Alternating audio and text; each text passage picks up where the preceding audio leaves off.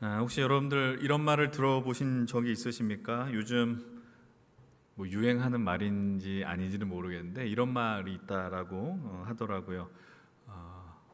플랜 A도 안 되고 플랜 B도 더더욱 안 되고, 그래서 결국 플랜 G까지, 마지막 알파벳 Z까지 도전하다가 현타가 온다, 뭐 이런 말이 있다라고 합니다. 수많이 노력하고 계획을 했지만, 그리고 내가 할 수 있는 모든 것을 동원해 나갔지만 잘 안 되더라, 뭐 이런 의미 아니겠어요? 어떤 청년이 공무원 시험을 3년 동안 준비했다라고 합니다. 아침 6시에 도서관 문이 열자마자 그곳에 들어가고, 또 밤 10시에 그 문이 닫힐 때 나오고, 또 많은 가족들이, 또 친구들이 자기를 응원하고 기도해주고, 그런 일들이 반복되고, 그런데 시험 당일 아마 체력장이 있었다 그러네요. 근데 시험 당일에 다리를 삐끗해서 결국 1년 동안 그 준비했었던 모든 과정이 무산됐다, 이런 고백이 있었어요. 그때 이 사람이 자신의 SNS에 이렇게 글을 남겼다라고 합니다. 너무 좀 슬픈 이야기인데, 내가 잘못 살았던가요? 아무것도 아닌 것 같고 그냥 저는 실패자 같습니다, 이런 글을 자신의 SNS에 남겼다라는 거예요. 여러분들의 이야기는 아니었으면 좋겠는데, 혹시, 정말 혹시요, 여러분들 정말 유사한 어떤 경험의 순간에 있었던 분들이 있습니까? 내가 열심히 준비했고 열심히 계획을 했는데, 심지어 그것이 하나님의 어떤 영광을 돌리는 일이라고 생각을 했는데 그것조차 무산되었던 어떤 경험들이 있지는 않으십니까? 그런 일들이 없었으면 좋겠습니다. 그렇지만 우리의 삶이라는 것이 예기치 않은 그런 돌발 상황들 때문에 우리가 많이 좀 낙심되기도 하고 또 좌절하기도 한다는 것이죠. 그런데 오늘 그런 삶을 살았었던 사람을 우리는 또 만나게 됩니다. 우리가 너무나도 잘 알고 있는 오늘 본문 속의 메인 인물이죠. 바로 모세의 삶입니다. 모세의 삶도 정말 우리가 방금 이야기한 그런 삶을 살았는가? 오늘 우리는 11절로부터 이 말씀을 보게 됩니다. 11절에 이렇게 시작을 하잖아요. 모세가 장성했다라고 이야기합니다. 모세가 이제 성인이 되었다라는 겁니다. 창세기에서 출애굽기로 넘어간 이후에 이제 한 이스라엘의 민족이 얼마나 커지는가를 성경은 이야기를 해주고 있죠. 야곱의 가족으로부터 이제 오랜 시간 그 요셉을 알지 못한 새 왕이 일어났고, 그리고 이스라엘 백성들은 히브리 노예, 고통 가운데 살아가고 있다. 이제 그것이 바로 오늘 우리가 택한 본문의 바로 전 배경의 이야기입니다. 그 위에 등장을 한 인물이 하게 됩니다. 우리가 너무나도 잘 알고 있는 모세라는 인물입니다. 모세의 생애를 우리는 아마 40년씩 총 3차례에 나누어서 고백하고 있다, 이야기하고 있는 것을 아마 기억하실 겁니다. 아마 어렸을 때부터 40세까지의 애굽의 왕족 시절을 이렇게 구분합니다. 그리고 그 이후 40년간 미디안 광야에 목자의 생활을 감당했다라는 것 역시 보게 되죠. 그리고 이후 하나님의 부르심에 따라서 애굽을 나온 40년 광야의 생활이 그 안에 있었다라는 것. 그래서 모세의 120년의 세월을 40년씩 3차례로 나누어서 사람들을 많이 구분짓고 있습니다. 근데 사실 모세가 40년 그 애굽의 왕족으로 살았다라는 것을 증명할 수 있는 구절이 하나도 없어요. 사실 그가 40세까지 애굽의 왕족으로 살았다라는 것은 우리가 읽었었던 그 바로 사도행전 7장의 말씀을 통해서만 확인할 수 있게 됩니다. 우리가 오늘 본문을 한번 보게 되면 애굽의 그 왕자로 살아가고 있었던 모세가 성 밖으로 잠시 나왔다라고 성경은 기록을 하고 있습니다. 근데 그가 나와서 무엇을 목격하느냐? 바로 히브리 노예들이 서로 다투는 것을 보게 되고, 그리고 이스라엘의 노예들을 혹독하게 다루고 있는 그 애굽의 한 사람을 보게 되었다라는 겁니다. 근데 그 광경 속에서 모세가 내린 결정이 하나 있었습니다. 그것이 무엇이냐? 12절 말씀인데요. 12절 말씀 이렇게 이야기를 합니다. 좌우를 살펴서 사람이 없음을 보고 애굽 사람을 쳐 죽여 모래 속에 감췄다라는 겁니다. 그 안에 싸움이 벌어졌는데 아마도 애굽 사람이 일방적으로 이렇게 당하는 그 상황이 아니었는가 싶습니다. 그래서 모세는 어떻게 했느냐? 갑자기 마음속에 의문이 들었던 것 같아요. 분노가 일어났던 것 같고, 그래서 이 애굽 사람을 죽이는 지경까지 이루게 되더라라는 겁니다. 근데 이 살인이 우발적인 살인이 아니고 좀 고의적인 살인이었다는 것을 우리는 말씀 속에 보게 됩니다. 그것을 어디서 보게 돼요? 모세가 이렇게 이야기를 하고 있어요. 좌우를 살펴서 사람이 없음을 보고 죽였다라는 겁니다. 그러니까 본인이 알고 있는 거죠. 본인이 어떠한 행동을 할 의지가 있다라는 거예요. 그래서 사람이 없다, 쉽게 말하면 내가 이런 행위를 하는 증인이 없는 것을 확인한 이후 그 사람을 쳐 죽였다라는 겁니다. 모세 행위가 물론 잘못된 것이지만 아마 모세 스스로 정당하게 여긴 것 같아요. 고통을 받고 있는 그 히브리 노예를 내가 살리는 일, 그리고 그 사람에게 수많은 폭언을 하는 이 애굽 사람을 죽이는 것은 어쩌면 내가 할 수 있는 최선의 일이었다 스스로 생각했는지 모르겠습니다. 그러나 사람이 어떤 마음의 찔림의 일이 있게 되면 그 다음날 그 범죄 현장으로 나간다라는 거 흔히 우리가 어떤 영상을 통해서나 다큐멘터리를 통해서 확인하지 않습니까? 모세도 다시 한번 그 다음날 노동 현장, 자신이 그리고 어떤 좀 불미스러운 일을 행한 그 현장으로 다시 나가게 됩니다. 그리고 그 안에서 또 싸움이 벌어지더라는 거예요. 이것은 히브리 노예끼리 싸우게 되는 장면인데, 그때 그 상황에 모세가 개입합니다. 그리고 뭐라고 이야기하느냐? 왜 당신들은 동족끼리 싸웁니까? 라고 질문을 하는 거예요. 그런데 그때 사람들의 반응이 어떻게 나옵니까? 14절 말씀입니다. 14절과 15절 말씀. 먼저 14절 말씀 한번 읽어봅니다. 그가 이르되 누가 너를 우리를 다스리는 자와 재판관으로 삼았느냐? 내가 애굽 사람을 죽인 것처럼 나도 죽이려느냐? 모세가 두려워하여 이르되 이리 탈로 났도다. 누가 당신을 우리를 다스리는 사람으로 재판관으로 삼았느냐라고 이야기를 하는 거예요. 그래서 더 큰 문제가 있어요. 뭐라고 이야기해요? 당신이 애굽 사람을 죽인 것처럼 나도 죽이려고 하느냐? 아무도 모르는 일이라 생각을 했는데 사람들이 알고 있었다라는 거예요. 그래서 뭐라고 이야기합니까? 모세가 두려워하여 이 일이 탈로 되었다. 그때 이후 이렇게 이야기합니다. 15절 말씀도 한번 같이 읽어봅니다. 바로가 이 일을 듣고 모세를 죽이고자 하여 찾는지라 모세가 바로의 낯을 피하여 미디안 땅에 머물며 하루는 우물 곁에 앉았더라. 모세가 히브리 노예를 죽였다는 사실이 전역에 퍼진 것 같습니다. 그리고 바로가 그 이야기를 들었다. 바로 애굽의 왕인 바로가 이 일을 듣자마자 모세가 바로의 낯을 피하여 도망하게 되었다. 이것이 바로 오늘 본문의 이야기였습니다. 오늘 우리가 방금 살펴본 이 구절을 한번 보시면서 여러분들 좀 의아한 내용이 있다는 걸 느끼게 되실 것입니다. 그것이 무엇이냐? 첫 번째는 이겁니다. 애굽의 왕자로 살고 있었던 모세가 굳이 왜 안전한 성을 벗어나 밖으로 나갔느냐라는 겁니다. 두 번째는 이것이죠. 히브리 노예들이 자신들을 도우러 온 것 같은 모세를 보면서 환영하지 않았어요. 왜 당신은 쓸데없이 이런 일을 행하느냐, 힐난 받게 되지 않습니까? 쉽게 말하면 모세 리더십을 그들이 인정하지 않았다라는 겁니다. 또 이 상황 속에서 우리는 세 번째 질문을 또 던질 수가 있습니다. 마지막으로 그것은 모세가 애굽의 그래도 왕자였는데 물론 나쁜 일이죠. 그런데 왜 이 상황 속에서 바로가 모세를 죽이려고 할까요? 왜 바로에게 도망을 치게 되는 것일까요? 우리는 그런 질문을 한번 이 말씀 속에서 던질 수 있게 됩니다. 그 질문을 하나하나씩 좀 살펴보면 좋겠는데요. 우선 첫 번째 질문이 이겁니다. 다시 한번 모세가 왜 성 밖으로 나갔냐라는 거예요.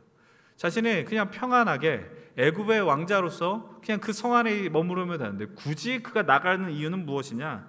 근데 여기서 힌트가 되는 단어가 있습니다. 다시 11절 말씀인데요. 11절 말씀은 우리 한번 같이 한번 읽도록 합니다. 같이 읽습니다. 시작. 모세가 장성한 후에 한 번은 자기 형제들에게 나가서 그들이 고되게 노동하는 것을 보더니 어떤 애굽 사람이 한 히브리 사람 곧 자기 형제를 치는 것을 본지라. 이 말씀을 잘 보십시오. 모세가 장성한 후에 누구에게 나갔다라고 이야기를 하고 있어요? 자기 형제들에게 나갔다라고 이야기를 하고 있습니다. 모세는 지금 현재 위치가 애굽의 왕자였습니다. 스스로 애굽인이었다라고 충분히 생각할 수 있고, 그런데 성경은 말합니다. 모세를 뭐라고 이야기해요? 자기 형제들에게 나갔다라고 이야기를 하고 있습니다. 이 상황을 조금 더 확장시켜 주는 것이 바로 오늘 우리가 택한 사도행전 7장의 말씀입니다. 사도행전 7장 22절로 25절의 말씀인데 다시 한번 읽어봅시다. 22절부터 25절까지 한번 길지만 한 목소리로 읽어보겠습니다. 모세가 애굽 사람의 모든 지혜를 배워 그의 말과 하는 일이 능하더라. 나이가 40이 되매 그 형제 이스라엘 자손을 돌볼 생각이 나더니 한 사람이 원통한 일 당함을 보고 보하여 압제받는 자를 위하여 원수를 갚아 애굽 사람을 쳐 죽이니라. 그는 그의 형제들이 하나님께서 자기의 손을 통하여 구원해 주시는 것을 깨달으리라고 생각하였으나 그들이 깨닫지 못하였더라. 아멘.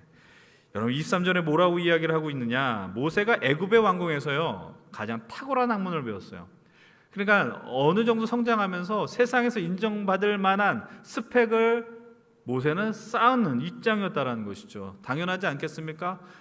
바로가 될지도 모르는 위치인데 최고의 교육을 받고 최고의 사람들과 함께 미래를 꿈꿨을지 모르겠습니다. 근데 성경은 말합니다. 나이가 40이 됐을 때 자신의 형제들을 돌볼 생각이 났다라고 이야기합니다. 여러분 우리 인생 속에서 수많은 것들이 계획을 하지 않습니까? 근데 그 계획이 몇 년 전부터 이루어지는 사람들도 있지만 순간적으로 생각나는 경우들도 종종 있지 않아요? 자신의 삶을 살다 보니 근데 어느 순간 갑자기 잊고 지냈던 그 포인트 하나가 생각이 납니다. 모세도 그랬었던 것 같습니다. 자기 형제들에게 나아갔다라는 것, 그리고 자신의 형제를 돌봐야겠다라는 그 마음이 생각이 났다라는 겁니다. 모세는 잊지 않았습니다. 자신이 히브리인이라는 것을, 이스라엘 백성이라는 것을 놓치지 않았습니다. 애굽의 왕자로 살아가고 있지만 그러면 우리의 질문을 던질 수 있지 않겠어요? 어떻게 애굽의 왕자로 살면서 히브리인이라는 정체성을 잃지 않고 살아가느냐? 오늘 시간 관계에서 이것을 깊이 다루진 않겠지만 여러분 알고 있는 것처럼 모세를 어렸을 때 키워준 사람이 누구였습니까? 자신의 친어머니인 요게벳이었습니다. 자신의 어머니라는 신분을 밝히지 못하고 유모로서 그 역할을 그 안에서 감당했다라는 것이죠. 우리가 알고 있는 것처럼 출애굽기 2장 초반부에 바로의 딸에게 이 모세는 발견되게 되었고 그리고 친어머니 요게벳과 누나 미리암에 의해서 자라나게 되었습니다. 왕궁에서 얼마나 긴 세월을 보냈는지 우리는 알지 못하지만 모세가 젖을 때기까지 그리고 넉넉하게 그 후 유년기까지 자신의 친어머니와 누나의 손에서 자랄 수 있다는 것을 우리는 생각할 수 있어요. 그럼 그 상황 속에서 어떻게 양육하였을까? 두말할 것 없이 모세의 근본, 모세가 어떻게 성장하였는가에 대해서 분명히 이야기했을 것입니다. 그러면서 무의식 중에 나는 내 민족의 근원 뿌리는 바로 히브리인이라는 것을 아마 깨달았을 것입니다. 그러면서 자신의 어느 순간 성장하고 나서 장성한 후에 자신의 형제들이 고통하는 현실을 목격하고 자신이 갖고 있는 힘을 통해서 내가 그들을 구원하겠다라는 결심을 하게 되는 것이죠. 그래서 그는 자신의 성 밖으로 나아가게 되었다라는 겁니다. 그럼 우리는 두 번째 질문을 한번 또 던져보면 좋을 것 같습니다. 그렇게 선한 뜻을 품고 나아간 이 모세를 왜 히브리인들은 인정하지 않았냐라는 겁니다. 왜 모세의 리더십을 인정하지 않고 모세 중심을 인정하지 않았을까요? 아무리 히브리인을 돕고 그들을 구원하고자 그가 작정하였지만 진심이 안 닿았던 것 같습니다. 여전히 그의 겉모습은 내면이야 내가 히브리인 주장하면 그렇게 주장할 수 있을지 모르겠지만 겉으로 볼 땐 애굽 왕자였거든요. 그러니까 자기와 다른 사람이었다라는 거예요. 그러니까 아무리 돕고 싶어도 그 상대가 다른 것. 당신은 권력자이고 힘이 있는 자인데 어떻게 나를 살려줄 수 있느냐, 그런 마음이 아마 있었던 것 같습니다. 그런 모습을 노예들이 인정하기는 어려웠었던 것 같아요. 그렇다면 세 번째 의문 바로 넘어가 보십시오. 바로 왕이 그러면 왜 모세를 죽이려고 하였을까요? 성경에는 이것이 등장하지 않지만 거의 대부분의 성서학자들이 추론하고 전제하는 이야기입니다. 바로의 반응은 감정적인 반응이 아니고 아마도 바로의 가족들이 바로의 이 정통 왕조가 모세를 자신의 가족으로 인정하지 않았을 가능성이 있다는 겁니다. 그리고 더 정직한 이유는 모세가 다음 바로의 그 자리에 올라갈 수 있는 우선순위의 사람이었다는 겁니다. 쉽게 말하면 권력 암투가 벌어진 것이죠. 그런데 그 가운데 모세가 큰 실수를 범하였습니다. 그래서 그 권력 싸움에서 물러나게 되고 도주의 길을 택했다라는 설이 유력합니다. 어떻게 노예에 비해 이 왕을 세울 수 있는가, 그런 마음이 있었던 것 같아요. 그러면서 모세는 자신의 뜻을 품고 힘을 가지고 자신의 동족을 세우려고 애썼다라는 겁니다. 사도행전 7장 25절을 통해서 이렇게 이야기를 합니다. 한번 25절 말씀 이렇게 함께 읽어보겠습니다. 그는 그의 형제들이 하나님께서 자기의 손을 통하여 구원해 주신 것을 깨달으려고 생각하였으나 그들이 깨닫지 못하였더라. 이 말씀 잘 보셨으면 좋겠어요. 그러니까 모세가 자신이 힘이 생기는 겁니다. 내가 이스라엘이 아니라 애굽의 왕자로서 내가 능력을 갖고 살아가는데 그 힘이 생기면서 내 어떤 소망과 비전과 꿈이 생겨나더라라는 것입니다. 그런데 뭐라고 이야기를 해요? 자기의 손을 통하여 구원해 주신 것을 당신들이 깨달았으면 좋겠는데 깨닫지 못했다라는 겁니다. 이것을 우리가 믿음의 언어로 표현하면 아직 때가 이르지 않은 거예요. 하나님의 때가 이르지 않은 거예요. 모세가 큰 구원의 비전과 계획을 품고 나의 동족을 살리려고 했었는데 그 계획이 처참하게 무너졌다라는 겁니다. 그리고 모세 인생은 어떻게 되는 겁니까? 한순간에 나락으로 떨어지게 되는 거예요. 애굽의 왕자에서 도망자의 신세로 전환되었다는 겁니다. 이런 모세의 인생을 미국의 유명한 성경 신학자이고 설교자인 D.L. 무디가 모세 생애를 이렇게 표현합니다. 모세는 첫 40년 동안 자신이 중요한 사람이라고 생각했다. 두 번째 40년은 아무것도 아닌 사람을 깨닫는 기간이었고, 세 번째 40년은 하나님께서 아무것도 아닌 자신을 통해 무엇을 하실 수 있는지 발견하는 기간이었다. 영어 단어를 섞어 표현하면 첫 번째 40년은 자신이 무언가 되는 어떤 something, 어떤 무언가, somebody라고도 표현하는 그런 인생이었는데, 이후 도망자의 신생, 미디아 광야의 40년의 세월은 nothing의 인생이었다라는 거예요. nobody, 아무것도 아닌 인생이고, 그 다음에 하나님의 부르심에 응하여 그는 어떤 인생이 되었다? 하나님 안에서 모든 것을 할 수 있는 에브리띵의 인생을 살 수 있게 되었다. 무디 목사가 이렇게 표현한 겁니다. 정말 이후 이 모세가 미디안 광야로 들어가면서 좀 죄송한 표현입니다. 내 인생 쥐뿔도 없구나를 깨닫게 되었다라는 것이죠. 이 내용을 찰스 스윈도울 목사님은 모세가 광야 학교에 입학하는 시간이라고 표현해요. 너무나 적절한 표현 아닙니까? 모세가 광야 학교에 입학하는 거예요. 그런데 우리가 아무리 이 나라의 그 정규 교육을 받아도 12년 교육을 받지 않습니까? 근데 모세가 무려 40년의 교육을 받아요. 학교가 40년 동안 다녀야 되는 거 너무 지겹지 않습니까?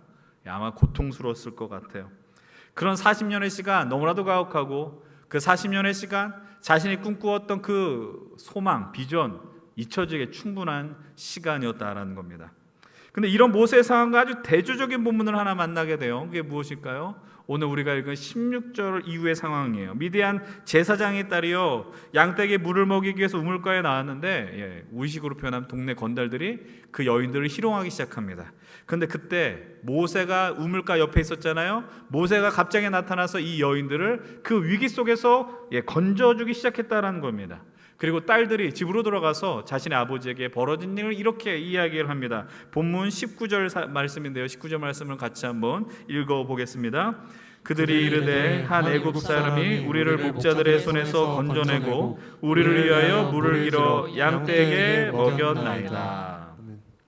이 미디안 제사장을 향해서 뭐라고 이야기하냐면 한 애굽 사람이라고 표현한단 말이에요. 한 애굽 사람이. 그러니까 모세의 외모가 히브리 사람이 아니라, 이스라엘 사람이 아니라 애굽 사람처럼 느껴졌다라는 거예요. 그런데 이 애굽 사람의 행동을 뭐라고 표현해요? 우리를 그 건달들의 손에서 건져냈습니다라고 이야기해요. 근데 이 히브리어가 이 건져내다, 이 나짤이라는 단어인데, 건져낸다는 게 구원하다라는 의미가 담겨 있습니다. 여러분, 모세는 애굽의 왕자 때 이 히브리 백성들을 구원시켜주고 싶었어요.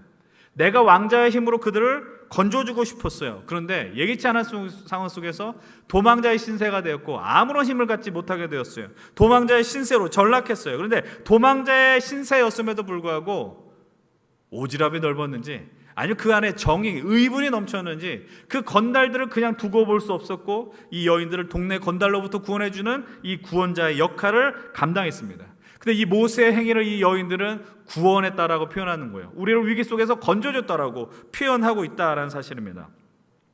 사랑하는 여러분, 오늘 우리가 모세의 모습을 보면서 혹시 동질감을 느끼는 분들이 계십니까?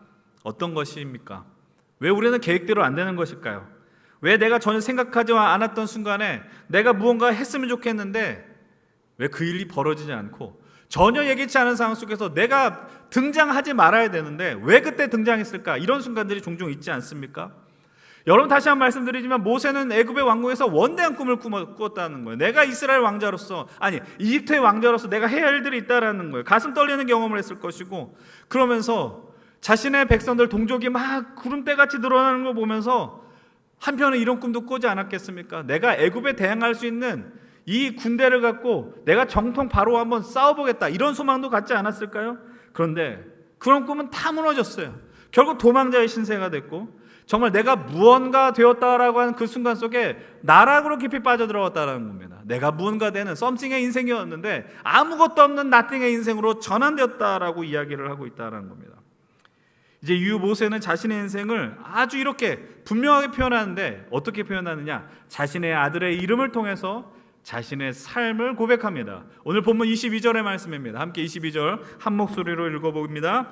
그가 아들을 낳음에 모세가 그의 아들을 게르솜이라 하여 이르되 내가 타국에서 나그네가 되었음이라 하였더라. 아멘. 예, 결혼했습니다. 아들을 낳았는데 이름을 게르솜이라고 지었습니다. 그 게르솜의 이름의 뜻이 내가 타국에서 나그네가 되었다라는 겁니다.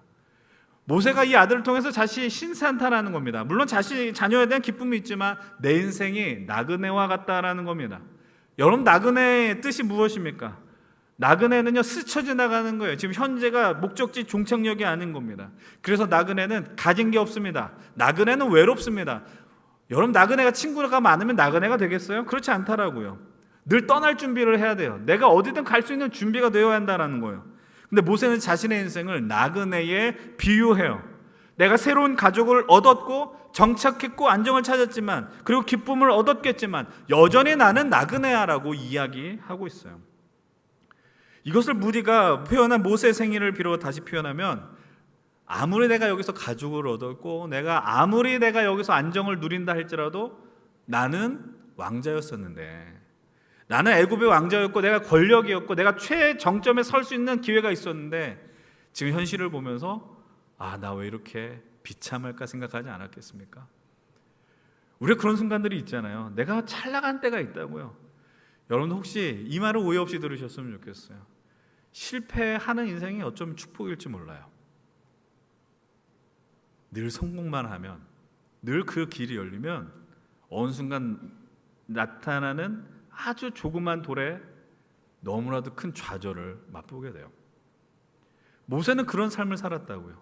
애굽의 왕, 가장 그 당시에 막강한 그 나라의 권력을 이어받을 수 있는 위치에 있었는데 어느 한순간에 나락으로 떨어졌다라는 사실입니다. 사랑하는 여러분들, 물론 이 나그네 인생, 나그네 삶은 유쾌한 경험은 아닙니다. 왜냐하면 안정적이지 않기 때문이에요. 여러분들 왜 이렇게 열심히 삽니까? 안정을 느끼기 위해서. 결혼을 하는 이유도 안정을 느끼기 위해서. 내가 비정규직이 힘겨운 건 안정적이지 않기 때문이죠. 그래서 내가 미래가 좀 더 보장되는 그런 것에 시선을 돌리게 됩니다. 요즘은 좀 시들해졌지만 과거에 모든 수십만의 청년들이 공무원 시험을 준비했던 이유도 바로 이런 것 아니겠어요? 안정을 추구하는 건 나쁜 일이 아닙니다. 안정이 돼야 다른 일들에 대한 넉넉한 마음이 생기죠. 생존의 본능입니다. 그런데 성경은 희한하게도 우리의 삶을 나그네라고 규정해요. 나그네가 아니었으면 좋겠는데 우리를 향해서 나그네라고 해서 규정한다고요. 왜냐하면 오늘 우리의 삶의 현실의 목적지가 오늘 우리가 두 발을 딛고 살아가는 이 현실이 아니기 때문이라는 겁니다. 우리가 나갈 길이 어딘지 명확히 압니다. 하나님 나라이죠. 주님이 다시 오시는 그날, 오늘 우리가 찬양에 고백한 것처럼 주님 오시는 그날까지 우리는 나그네로서 우리의 삶을 살아내셔야 한다는 겁니다. 그래서인지 우리의 인생 속에 하나님께서도 우리가 무언가 된다라는 그 지점 속에, 내가 무언 somebody 아니면 something의 인생이 된다라는 그 순간 속에 우리를 아무것도 없는 순간으로 주저앉힐 때가 있다라는 사실입니다. 우리 인생 속에 무엇인가 되었다라고 생각한 그 순간 있지 않습니까? 내가 남들보다 좀 잘 나가는 것 같고, 내가 동기들보다 좀 치고 나가는 것 같고, 내가 지금 내 또래들보다 조금 더 월급을 많이 받는 것 같고, 그러던 순간에 갑자기 내가 하나님께서 너 아무것도 아니야 라고 일깨워준 순간이 있더라라는 겁니다. 여러분의 삶, 길지 않은 삶을 살았을지 모르겠지만 여러분들 한번 돌아와 보셨으면 좋겠어요. 혹시 그런 순간이 있더라면, 내가 아무것도 아닌 나띵의 순간을 경험해 본 적이 있더라면 세상에선 그 순간을 망했다라고 이야기합니다. 그래서 우리를 향해서 이렇게 지칭해요. 너 망했어라고 이야기해요. 너 실패했어라고 이야기한단 말이에요. 근데 그 순간이 남들이 이야기한 것처럼 우리 정말 망했고 실패의 순간으로 규정해야 되느냐? 제가 늘 말씀드리지만 그렇게 끝낼 수 없다라는 것 아니겠습니까? 오늘 우리가 본문을 택하지는 않았지만 그 다음에 이스라엘 백성들을 이 출애굽기의 저자는 조명하기 시작합니다. 그 다음 말씀인데요, 출애굽기 2장 23절로 25절의 말씀은 이렇게 고백하고 있습니다. 여러 해 후에 애굽 왕은 죽었고 이스라엘 자손은 고된 노동으로 말미암아 탄식하여 부르짖으니 그 고된 노동으로 말미암아 부르짖는 소리가 하나님께 상달된지라. 24절과 25절의 말씀을 한번 같이 읽습니다. 하나님이 그들의 고통 소리를 들으시고 하나님이 아브라함과 이삭과 야곱에게 세운 그의 언약을 기억하사 하나님이 이스라엘 자손을 돌보셨고 하나님이 그들을 기억하셨더라. 아멘. 성경은 모세의 삶에 집중하다가 갑자기 이스라엘 백성들에 대한 이야기를 합니다. 이 짧은 세 구절에 불과한 말씀이지만 이 말씀에 담긴 하나님의 은혜를 논하기에는 우리의 시간이 너무나도 턱없이 부족합니다. 그냥 거두절미하고 갑자기 모세가 나그네 된 모습을 이야기하며 왜 이스라엘의 부르짖는 모습을 등장시키셨을까요? 모세의 생애가 어찌 보면 애굽에 정착한 노예로 살아가는 히브리 민족의 모습이 아닌가라는 생각을 해보셔야 합니다. 요셉으로 인해서 야곱의 70명의 가족이 화려하게 애굽 땅 고센 땅에 입성했습니다. 그때 그러나 수백 년의 시간이 지난 이후에 그들은 아주 비참한 바닥, 아무것도 아닌 인생의 신분으로 전락해버립니다. 그때 그들이 할 수 있는 일은 아무것도 없었어요. 할 수 있는 것이 없으니까 무엇을 해요? 비워지는 거죠. 결핍의 시간이에요. 아무것도 내가 가진 게 없다. 비워지니까 내 가진 것이 없으니까 나띵의 시간이 되니까 그때서야 하는 게 있어요. 뭘 해요? 부르짖어요. 아무것도 없으니까, 내 능력으로 할 수 있는 게 아무것도 보이지 않으니까 그제서야 비로소 하나님을 향하여 부르짖었다라는 겁니다. 근데 누구를 향해서 부르짖는지도 몰라요. 누가 듣는지도 몰라요. 고통이 있으니까 살려달라고 악소리를 외치는 거예요. 근데 그 부르짖음으로 어떤 일이 벌어져요? 어떤 역사가 벌어진지 확인해요? 하나님이에요. 부르짖어서 하나님 있다라는 걸 확인하는 거예요. 여전히 이스라엘을, 그리고 모세를 하나님이 기억하고 있다는 것을 확인시켜 주세요. 그 기억의 이유는 분명해요. 그들이 부르짖었기 때문인 것도 사실이지만 하나님이 그들에게 그 부르짖음을 기억한 이유는 간단해요. 하나님이 약속하셨기 때문이에요. 이 약속이 오늘 여러분들과 상관없는 약속입니까? 성경을 대하실 때, 성경을 읽으실 때, 이 말씀 앞에 서실 때 이것이 그냥 이스라엘 백성들의 이야기로만 여러분 판단되십니까? 아니요. 2025년을 살아가는 오늘 우리에게 주신 하나님의 말씀이라는 걸 여러분들이 받아들고 하나님 앞에 부르짖으셔야 한다는 겁니다. 지금 여러분 나그네같이 느껴집니까? 여전히 준비해도 내가 최선의 노력을 했는데 아무것도 보이지 않아서 마음이 무너진 분들 있습니까? 내 스스로의 삶을 절망이고 실패했다라고 규정하는 분들이 있습니까? 근데 여러분들 그 가운데서 오늘 이 자리에 오기까지 우리를 먹이시고 입히시 인도하신 하나님이 있다라는 것 우리가 부인할 수 없다니까요. 여러분이 여러분 인생 속에 하나님을 찾았던 순간이 언제예요? 하나님을 간절히 외쳤던 순간이 언제예요? 간단해요. 아무것도 없었을 때요. 나띵의 순간이었어요. 내가 결핍하고 비워졌고 실패했던 순간에 하나님을 찾았다는 거예요. 절박해야지 찾아요. 절박해야지. 오늘 모세의 인생을 보면서 때로는 우리가 힘을 얻기도 하고 또는 내 인생 왜 이렇게 되느냐 또다시 한번 여러분 스스로 보는 인생들 있지 않습니까? 여러분 제가 정말 비천한 인생을 살았고 지금 20년 동안 설교자를 살면서 반복되어진 경험이 뭔지 아세요? 내가 설교를 준비하면서 오늘 설교는 용서하고 들어주십시오. 대박이다. 쪽박인 순간이 얼마나 많았어요. 이거는 이 설교를 듣고 회심 안 하는 저 인간들은 정말 근데 안 바뀌는 거예요. 근데 오늘 설교 망했다. 준비할 시간이 없었다. 근데 그 순간에 이해가 되지 않는 피드백이 있어요. 목사님 은혜 받았습니다. 도대체 저 인간은 어떤 포인트에 은혜 받았는지를 내가 모르겠는 거예요.